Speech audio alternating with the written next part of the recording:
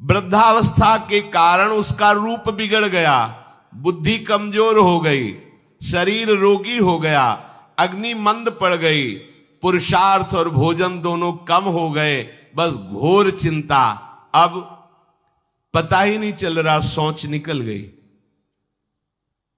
पड़ा है उसी गंदगी में। जब वो रो रो के कहता है ऐसा, तो पीटते हैं घर वाले, हमने देखा भी, पीटते हैं, पड़े पड़े हकता है, भरपूर भोजन नहीं देते, हगेगा कौन, फेंकेगा इसका, कैसी दुर्गति होती है। इसमें जो शब्द लिखा है, आस्तेव मत्योपन्यस्तम गृहपाल इवाहरन, गृहपाल कहते कुत्ते को, कुत्ते की भांति वो सबके अपमान सहता रहता है और रूखे सूखे टुकड़े खाकर जीवन निर्वाह करता है, फिर भी उसे भगवान की याद नहीं आती। मृत्यु का समय जब निकट आता है तो वायु उत्क्रमण से इसकी पुतलियां चढ़ जाती हैं, श्वास प्रश्वास की नलिकाओं में वायु आना जाना रुक जाता है, कफ भर जाता है। अब इसे श्वास लेने में भयानक कष्ट होता है, कंठ में घुरघुराहट, पर उसका मोह उन्हीं अपने बच्चे, परिवार, घर, शब्द, ये सब छूट जाएगा। बड़ी दुर्गति है। अंतिम समय क्या सोच रहा है, ये पत्नी छूट जाएगी, बेटे छूट जाए, और बेटों ने क्या उनके साथ व्यवहार किया, ये मोह है, ये मेरा कमाया हुआ मकान कैसे छोड़ सकता हूं, तो छिपकली बन के आना, इसी मकान में रेंगना। पक्का आपका अंतिम फाइनल आपका चिंतन होता है, आपका चिंतन वही बनेगा जो जीवन भर आपने किया, उसके परिणाम में बंधु बांधव आकर घेर लेते और मनाने लगते हैं कि अब जल्दी मर जाए, भगवान उठा लें इसे। मृत्यु पाश के वशीभूत महान कष्ट को भोगता हुआ अपने परिवार का चिंतन करता है। वो मूड ये भी नहीं सोच पा रहा कि अगर अंतिम समय कृष्ण बोल दूं, राधा बोल दूं तो काम बन जाए। कुटुंब का भरण पोषण और मोह में लगा हुआ यमराज के दूत आते हैं, मार मार के उसके प्राणों को खींचते हैं। वो तो मार वही जानता है जिस पे पड़ती है, पर सोचता कौन है, विवेक है नहीं, इसलिए सोच काम नहीं करती। भयंकर रोष युक्त नेत्र वाले, जिनके देखने से पेशाब छूट जाए, तभी तो आप देखो मरने वाले का शौच और लघु शंका सब छूट जाती है, देखने मात्र से, इतने वो भयानक है।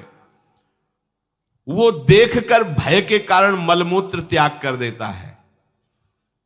सा दृष्ट्वा त्रस्त हृदय स्रकन मूत्रम विमुंचति, इतना भयावह स्वरूप होता है उनकी घुड़क, और उनकी मार की टट्टी पेशाब सब छोड़ देता है।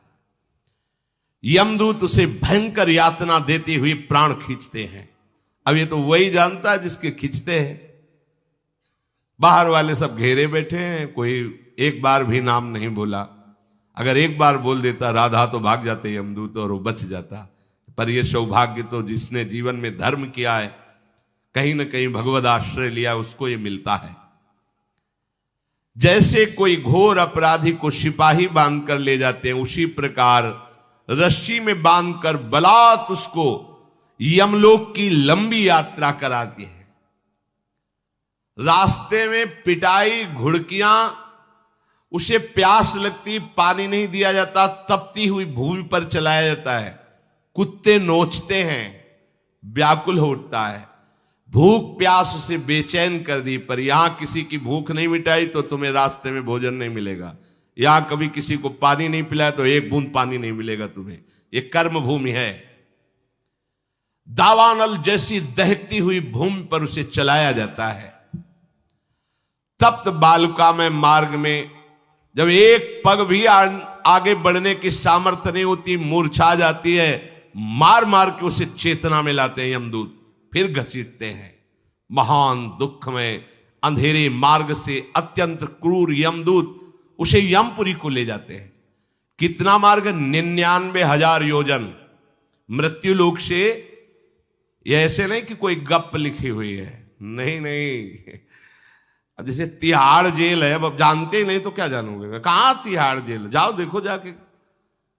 आजीवन कारावास, कैसे बड़े कठोर कठोर, जैसा अपराधी वैसा दंड विधान। तो यहां थोड़ी दया है क्योंकि हृदय है, वहां हृदय नहीं है, वहां हृदयहीन शासक तुम्हारे पीछे लगाए जाएंगे। हृदय ही नहीं है, बस एक एक कर्म का हिसाब।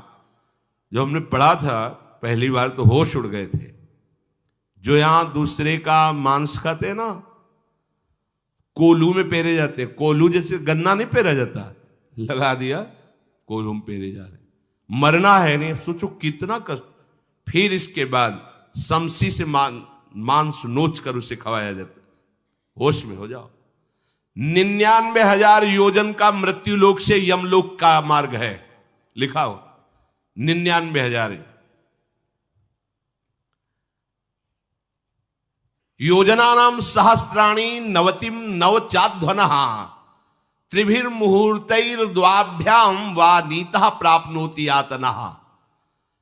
एक योजन का मतलब 4 कोश, 99,000 योजन। इतने लंबे मार्ग को 2 या 3 मुहूर्त में तय करना, दौड़ा के 2 या 3 मुहूर्त, बहुत कम समय। फिर वहां पहले से तय, इसको इस नरक में डालो, इसको इस नरक में। वहां इतना समय, थोड़ी भीड़ लगी है। जैसे अपने एक फोड़ा हुआ तो अपने इतने कष्ट समझते, अस्पताल जाओ देखो चीख लगी, किसी का पैर टूटा, किसी कुछ, ऐसे ही वहां सब हिसाब हो रहा है। उसको धधकती हुई लकड़ियों में जलाया जाता है, कहीं दूसरों के द्वारा काट काट कर उसको उसका ही मांस खिलाया जाता है। यमपुरी के कुत्तों के भयानक दांत होते हैं, जिंदा, अब मरना है नहीं वहां। भयानक गिद्धों के द्वारा आते खींची जाती है। यहां सांप बिच्छू डांस जिसको मारा है, वहां भयंकर रूप रखकर उसका खून पीते हैं। हिसाब है बहुत होश में। यहां तुम किसी के शरीर को काट दो तो मर जाएगा, वहां ऐसा नहीं होता। वहां बार बार काटा जाएगा, मरोगे नहीं, पीड़ा वैसे ही होगी। बड़े भयानक कष्टों को भोगता है। तामिस्त अंध तामिस्त रौरव आदि नरकों को भोगता है। हे माता, भगवान कपिल देव जी कहते हैं, जो पुण्य आत्मा लोग होते हैं स्वर्ग आदि में जाकर पुण्य भोगते हैं, लेकिन दोनों को फिर गिरना होता है, क्योंकि वो भगवान का भजन नहीं किए, इसलिए पुण्य भोग कर मृत्यु लोक आते हैं, वो पाप भोग कर नरक से मृत्यु लोक आते हैं। माता जब उनके भोग संपन्न होते हैं नरक आदि के, अब वो जन्म लेते हैं। फिर यहां ध्यान से सुनना, जब जीव को मनुष्य शरीर में जन्म लेना होता है तो प्रकृति में वर्षा के साथ आता है। प्रकृति में वर्षा के साथ आया, और फसल में मूली गाजर गेहूं अन्न, इनमें वो जीव प्रवेश करता है और उसे माता पिता दोनों पाते हैं। तो सप्तम धातु वीर के रूप में परिणित होता है जीव। वो वीर कण के रूप में माता के उदर में जब प्रवेश करता है तो एक रात्रि में मां का और पिता का, दोनों का वो जो वीर मिलता है, उस रज और वीर के मिलने से एक कलल सा बनता है। 5 रात्रि व्यतीत होने के बाद एक बुदबुदा सा बनता है। 10 रात्रि व्यतीत होने के बाद एक बेर की सी आकृति होती है। फिर उसके बाद उसमें धीरे धीरे मांसपेशियां बढ़ने लगती हैं। 1 महीने में उसके सिर निकल आता है। 2 महीने में हाथ पांव अंगों का विभाग होता है। 3रे महीने में नख रोम अस्थि चर्म स्त्री पुरुष के चिन्ह प्रकट हो जाते हैं। 4 महीने में मांसादि 7 धातुएं प्रकट हो जाती है। 5वें महीने में चेतना जागृत हो जाती है। जैसे अपने चेतना, ऐसे 5वें महीने में गर्भस्थ शिशु की चेतना जागृत हो गई। जीव है पर चेतना 5 महीने बाद मां के गर्भ में जागृत। अब उसे भूख लगती है, प्यास लगती है, वहां की तापमयी जलन पीड़ा, छोटे छोटे कीड़ों के द्वारा काटना। 6ठे मास में झिल्ली से लपटा हुआ मां की दाहिनी कोख में कीड़े की तरह तड़पता है। उस समय माता को कड़वे और खट्टे पानी की लालसा होती है, जिससे उसके अंगों में जाकर भयंकर जलन होती है। यह है भोग। वो कृमि कीड़े की तरह तड़पता है। मलमूत्र के गड्ढे में बीच में झिल्ली में बंधा हुआ वो जीवात्मा सुकुमार तो होता है, वहां के कीड़े उसे नोचते छोटे छोटे, वो तड़पता है। माता प्रसन्न होती कि जब बच्चा हिलता है, बोले है उसकी दुर्गति हो रही, वहां भयंकर कष्ट पा रहा है। ऐसा क्लेश होता है कि क्षण क्षण में बेहोश होता रहता है। माता के खाए हुए कड़वे, तीखे, गरम, नमकीन, रूखे, खट्टे, यही पदार्थ पाने की इच्छा होती है माता, क्योंकि उसको भोग भोगना है।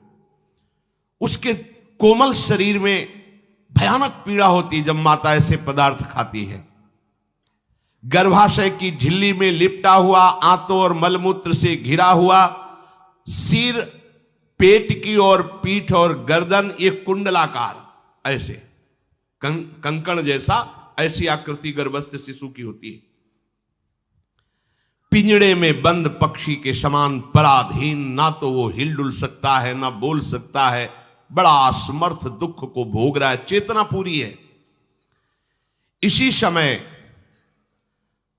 भगवान द्रवित होकर उसे ज्ञान देते हैं, गर्भस्थ शिशु को, सबको। जे उसे ज्ञान होता है तो सैकड़ों जन्म के कुकर्म उसे याद आते हैं, सैकड़ों जन्म के। ओहो, ये मेरे कर्म का ही फल है, मैंने ऐसे कर्म किए इसलिए दुख भोग रहा हूं। बेचैन हो जाता है, कैसे निपट पाऊंगा, सैकड़ों जन्म के कर्म जमा है। अब महान अशांति उसके हृदय में, उस शरीर में भयंकर पीड़ा। कुंडलाकार शरीर है, हिल भी नहीं सकता है, बस कीड़े काटते, बड़ी तड़पन, बड़ी जलन, भूख प्यास की जलन। अब एक और भयानक जलन हुई, उसे स्मरण हो जाता है कई जन्मों के, सैकड़ों जन्मों के पाप कर्मों का। 7वां महीना आरंभ हुआ कि ज्ञान का उन्मेष हो गया। अब प्रसूति वायु उसे चला रही है, तड़पता है वो। सप्त धातु में स्थूल शरीर से बंधा हुआ वो जीव भयभीत होकर के पुकारता है, अगर कोई भगवान है तो एक बार मुझे यहां से निकाल दे। वो विनय करता है भगवान से, कोई अगर भगवान है जिसने मुझे इस बंधन में डाला है, एक बार निकाल दे, यहां से जाके केवल भजन करूंगा। जीव कहता, जंतुरुवाच तस्योपशन्नमवितुम जगदिच्छयात् नाना तनोर्भुवि चलच्चरणारविंदम सोहम ब्रजामि शरणम रकुतो भयम में येने दृशी गतिरदर्श सतोनुरूपा। हे प्रभु, मैं बड़ा अधम हूं। ये ज्ञान भगवान की तरफ से गर्भस्थ शिशु को होता है। देखो, स्वयं वो इतना कष्ट पा रहा है, फिर जब आप गर्भ हत्या करते हैं तो आपका पाप कितना बड़ा होगा, सोचो। सब माताओं से विनय है, संयम से रहो, सावधान रहो। ये हत्या ऐसी नहीं कि तुम्हारे दान पुण्य से क्षमा हो जाएगी। ये जो भ्रूण हत्या है, गर्भ हत्या है, बहुत बड़ा पाप है। आप लोग अज्ञान के कारण इसको ध्यान नहीं देते, इसे खिलवाड़ समझते हो। कितना ज्ञान है। बेटी ही मां है, बेटी ही बहन है, बेटी ही पत्नी बनती है, बेटी ही किसी के जीवन को धारण करने वाली बनती है। और आपने गर्भ में देख लिया बेटी है, तुम स्वयं मां होकर उसका साथ दे रहे हो, उसका नष्ट करने के लिए। हमारी तो बात ही समझ में नहीं आती, क्या बुद्धि भ्रष्ट हो गई। अगर पुरुष का इतना महत्व है तो बेटियां ना हो तो तुम्हारी कौन सी गति होगी, सोचो जरा। जीना मुश्किल हो जाएगा तुम्हारा। तुम पुरुष किस काम के रह जाओगे। तुम्हारा अर्धांग काट दिया जाए तो तुम कैसे होगे। ये स्त्री स्वरूप अर्धांग है। जिस घर में मां बहन नहीं है, स्त्री स्वरूप नहीं, श्मशान जैसा वो होता है। ध्यान दीजिए, ये बहुत बड़ी गलती है जो अपनी बेटियों की हत्या करते हैं। और ये वो पाप है जो अक्षम्य अपराध है। स्त्री हत्या करना शास्त्रों में बहुत बड़ा पाप कहा गया है। फिर वो तो बच्चा है, बिल्कुल नहीं। जिनसे हो गया है, श्रीमद् भागवत का सप्ताह मूल संस्कृत से सुनो और भगवान से प्रायश्चित प्रार्थना करो कि हे नाथ, भूल से गलती हो गई, दूसरा कोई उपाय नहीं, ध्यान से समझ लीजिए। तुम्हारे भ्रूण हत्या, गर्भ हत्या के पाप को नष्ट करने में एकमात्र श्रीमद् भागवत समर्थ है, दूसरा कोई नहीं। कोई दान पुण्य तीर्थ स्नान तुम्हें क्षमा नहीं कर पाएगा। यह ऐसा महापाप है। अगर हृदय में जलन करके और मूल संस्कृत के द्वारा पूरी 7 दिन में भागवत श्रवण की जाए नियम से, तो भागवत समर्थ है, इस हत्या के पाप से भी आपको मुक्त कर देगी। जिनके ऐसे हत्या हो गई हो करवा लो, नहीं तो बुद्धि आगे भ्रष्ट करके तुम्हें हरि गुरु से विमुख कर देगा। ये पाप ऐसा नहीं कि तुम्हें 2-4 माला घुमाने से क्षमा हो जाएगा। ये महत अपराध है। सबकी समझ में नहीं आता, समझ जाओ, नहीं तो आप जहां भी हो वहीं से भ्रष्ट कर देगा। ये अपराध नष्ट नहीं होगा, श्रीमद् भागवत की कृपा से नष्ट हो जाएगा। यह हमें बहुत विश्वास है। श्रीमद् भागवत सप्ताहिकी यह है ही महामहिम। प्रेत योनि को प्राप्त धुंधकारी को सीधे भगवत पार्षद स्वरूप देकर परम पद में आरूढ़ कर दिया। केवल 7 दिन की मूल संस्कृत एक भी श्लोक नहीं छूटना चाहिए।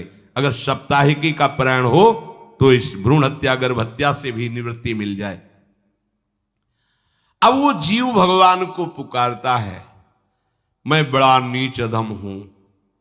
आहा, भगवान आपने जो मुझे गति दिखाई है तो मेरे कर्म के अनुसार ही है, आपका इसमें कोई दोष नहीं। हम लोग जब कष्ट भोगते तो भगवान से कहते हैं हमने तुम्हारा क्या बिगाड़ा। भगवान ने नहीं बिगाड़ा, तू खुद देख क्या बिगाड़ लिया अपना। करो पापाचरण। अब देखो, हमने तो जीवन में कोई पाप नहीं किया और कितने गर्भ हत्या की है, कितनी खिलवाड़ समझे हो।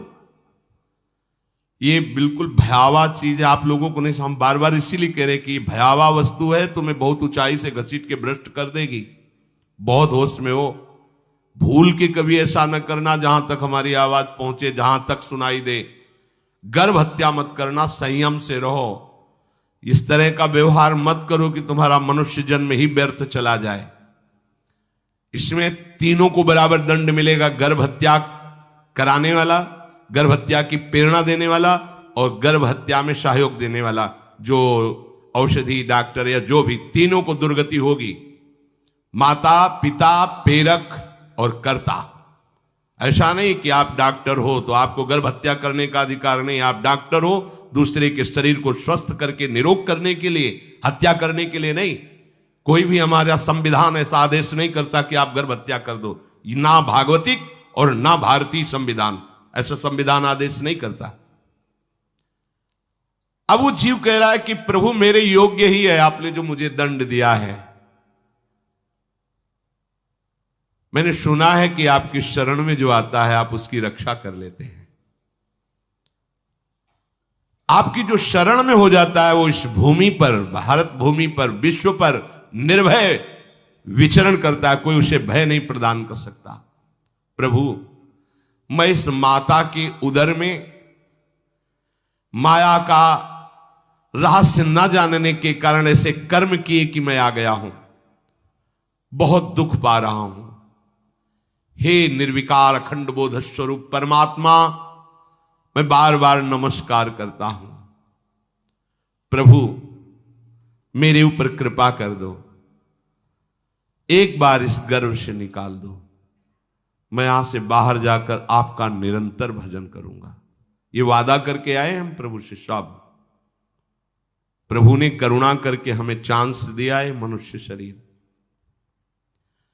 प्रभु, मैं बहुत जन्मों से इस समय स्मृति आ रही, देख रहा हूं कर्मों में भटकता रहा आपसे विमुख होकर के। ये जो मुझे अभी ज्ञान हो रहा है केवल आपकी कृपा से तत्कालिक है। तत्कालिक, एक तत्कालिक वैराग्य होता है। जैसे कथा सुनियो, मन में आया कि अब तो भजन ही करना है। ये तत्कालिक है, स्थायी नहीं है। इसे स्थायी बनाओ। प्रभु, आप अंतर्यामी हो, आप सब कुछ जान रहे हो। तीनों तापों की शांति के लिए भक्तजन आपका भजन करते हैं। मैं देहधारी होकर जीव माता के उदर में मलमूत्र से रुधिर की झिल्ली में फंसा हुआ माता की जठराग्नि के ताप से जल रहा हूं। प्रभु, एक एक क्षण में यहां विकल होकर केवल इंतजार कर रहा हूं कि किस समय मुझे यहां से निकाला जाएगा। दीन बंधु, यहां से कब मैं निकलूंगा। स्वामिन, आप बड़े दयालु हो, आप जैसे उदार प्रभु ने मुझ गर्भस्थ शिशु को ये ज्ञान दिया। हे दीनबंधु, आप अपनी कृपा से प्रसन्न हो जाइए। प्रभु एक बार निकाल दीजिए, मैं ऐसा भजन करूंगा कि दोबारा संसार के दुख में नहीं आऊंगा। कपिल भगवान कहते हैं, हे माता, वो गर्भस्थ बालक शिशु भगवान से प्रार्थना करता है, भगवान का आदेश होता है, तत्काल प्रसव वायु धक्का मारती है। जे ही प्रसव वायु धक्का मारती तो उसको ऐसा भयंकर कष्ट होता है, जैसा पीछे लिखा है कि जैसे जिंदा किसी की चमड़ी उतारी जाए, ऐसा मां के गर्भ से निकलते समय उसे कष्ट होता है। वो अत्यंत कष्ट से व्याकुल होता है। उसी समय उसका वो ज्ञान नष्ट हो जाता है जो भगवान ने दिया था। उस समय उसकी श्वास की गति रुक जाती, जैसे किसी का गला दबा दिया जाए तो कैसा लगेगा। ऐसे ही पूरी की पूरी भागवती की स्मृति नष्ट हो गई। होश आया तब देखा कि वो बाहर पड़ा हुआ है, माता के उस मलमूत्र में सना हुआ बिष्ठे की कीड़े की तरह। गर्भवास में जो दिव्य ज्ञान प्रकट हुआ था भगवान की कृपा से, वो सब नष्ट हो गया। भूमि परत भा ढाबर पानी, तिम जीवे माया लपटानी। चेतन आई तो रोने लगा, वो ज्ञान कहां गया, वो ज्ञानदाता कहां गया। वो कहता कहां कहां, बोले थाली बजाओ, बच्चा हुआ है। और वो तो रो रहा है कि कहां, वो ज्ञान कहां गया जिसके बल से मैं कह रहा था कि बाहर निकाल दो, मैं आपका भजन करूंगा। सब खत्म ज्ञान। जो लोग उसका अभिप्राय नहीं समझते, वो उत्सव मनाते हैं, बालक हुआ है, वो रो रहा है, वो कहां गया ज्ञान, कहां कहां कहां। छोटा बालक यही रोक कहता कहां। अभी जो ज्ञान उत्पन्न हुआ था, जो अभी भगवान का बोध हुआ था, वो कहां गया, कहां गया। घर परिवार के लोग उसका पालन पोषण करते रहते हैं, उसमें कोई निषेध करने की शक्ति नहीं हो रही। मच्छर काट रहा है, दुख हो रहा, हटा नहीं सकता बालक। उस जीव को शिशु अवस्था में जब कपड़ों पे लिपेट कर ऐसे लिटाया जाता है तो इतना कोमल त्वचा होती कि कपड़े भी उसको, जैसे खुजलाहट है, पीड़ा है या जलन है, बिल्कुल कोमल त्वचा होती, कुछ नहीं कर सकता हो, बस रो सकता है। ना खुजलाने की, ना करवट बदलने की, ना उठने की कोई सामर्थ्य नहीं। बड़ा कष्ट पाता है बाल्यावस्था में, क्योंकि त्वचा बड़ी कोमल होती, दास मच्छर आदि जीव उसको काटते हैं। गर्भावस्था का कोई ज्ञान नहीं रहा, सिर्फ रोना ही रोना रह रहा। इस प्रकार उसकी बाल्यावस्था कटी, कौमार अवस्था आई, पौगंड अवस्था, इनमें वो खिलवाड़ में फंस गया। जैसे जैसे बड़ा होता जाता, चेतना, गुनगुना, ये कार, ये प्लास्टिक के ऐसे उनमें मगन है। देखो ना छोटे बच्चों को, अज्ञानवश इसकी ये अवस्था कट गई। बड़े भाग्यशाली ऐसे भी बच्चे हैं जो तुतला के बोलते, उनकी मैया कहती राधा बोलो, राधा। देखो ये सौभाग्य, प्रणाम है उन माताओं को जो अपने बच्चों को भगवान नाम बुलाती हैं कि आप बोलो, श्री हरिवंश बोलो, राधे राधे बोलो। धीरे धीरे उसकी युवा अवस्था पहुंची। इस समय उसके अंदर एक भूत सवार होता है, जवानी का भूत है, ये सबके सवार होता है। अगर मंत्र चल रहा है तो भूत नहीं चढ़ेगा, नाम चल रहा है तो भूत नहीं चढ़ेगा, नहीं तो भूत चढ़ जाता है। ये कुछ भी करवा सकता है भूत, भूत ही तो है ना। वैसे ही पंचभूत लिपट गए, ये ऊपर से जवानी का और भूत सवार हुआ तो जौवन ज्वर के ही नहीं बलकावा। जवानी में कोई भी ऐसा अपराध नहीं जो हो ना जाए। बड़ा भयानक इसमें स्वरूप होता है। इसमें केवल भोग, केवल भोग, एक ही दृष्टि रहती है, भोग भोगना। अज्ञानवश जब भोगों की प्राप्ति में बाधा पड़ती तो भयंकर वो क्रोध करता है, शोकाकुल होकर हिंसा कर बैठता है। जैसी घटनाएं सुनने को मिलती हैं, राक्षसी घटनाएं, ये भूत है जवानी का। जहां कामना में बाधा पहुंची, क्रोध, क्रोध में वो समझ नहीं पाता कि मेरे जैसा ही प्रिय शरीर उसका है जो मैं वर्ताव कर रहा हूं। जैसे जैसे देह बढ़ता जाता है, पुष्ट होता जाता है, वैसे वैसे भोग वासना और अभिमान बढ़ता जाता है। वो काम परवश होकर अपना नाश करना शुरू कर देता है। यौवन, वो फिर खोटी बुद्धि वाला वैसे ही पाप करने लगता है जिन पापों के कारण उसकी दुर्गति हुई थी, नरक आदि की, और मां के गर्भ में आया था।